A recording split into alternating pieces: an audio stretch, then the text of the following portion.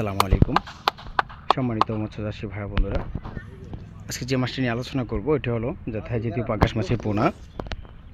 আজকে আমরা সরাসরি পুকুর থেকে দেখানোর চেষ্টা করব যাতে এই মাছগুলো কেমন হতে পারে বা কেজিতে কতগুলো পিস হয়ে থাকতে। তো বিশেষ করে যেগুলো আমরা মাছগুলো পুকুরে যখন নার্সিং করে বা মাছের পোনাগুলো একটা চাষিকে উদ্দেশ্য করে দিয়ে থাকি, তো মূলত অরিজিনাল থাই যদি পাঙ্গাস মাছের পোনা, যা ভোট করে যদি ভালো হয় মাছের রেজাল্ট, তাহলে অবশ্যই ভালো আসবে।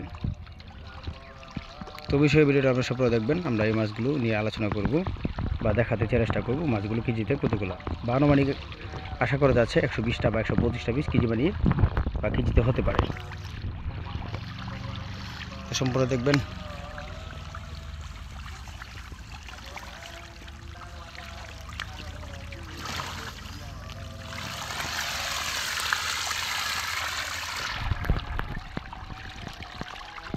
এর উপরে কোনো মাছ নাই, এক গোড়া এক সাইজ।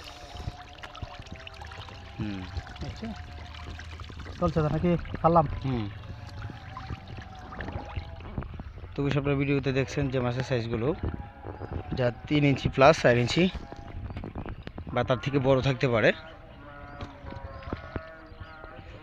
তো বিশেষ করতে হলে থাই যদি পাঙ্গাস মাছের পোনা এমন একটা পুকুরে মজুত করতে হবে যে পুকুরে এরকম রোদে তাপমাত্রা পড়তে পারে, আলো বাতাস পড়তে পারে।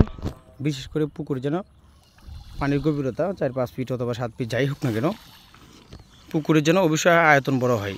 বেশিরভাগ ক্ষেত্রে থাই যদি পাঙ্গাস মাছের পুকুর আয়তন বড় থাকলে মাছগুলো অতি দ্রুত বড় হয়।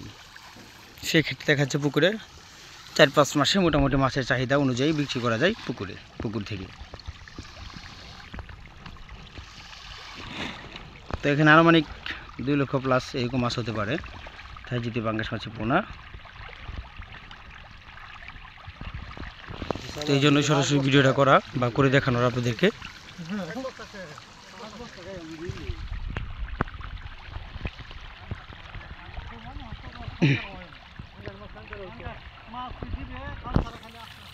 তো পাঙ্গাস মাছে অবশ্যই আপনাদের খাবার দিতে হবে খুব নিয়ন্ত্রণভাবে, খাবারের চাহিদা বা পর্যাপ্ত পরিমাণ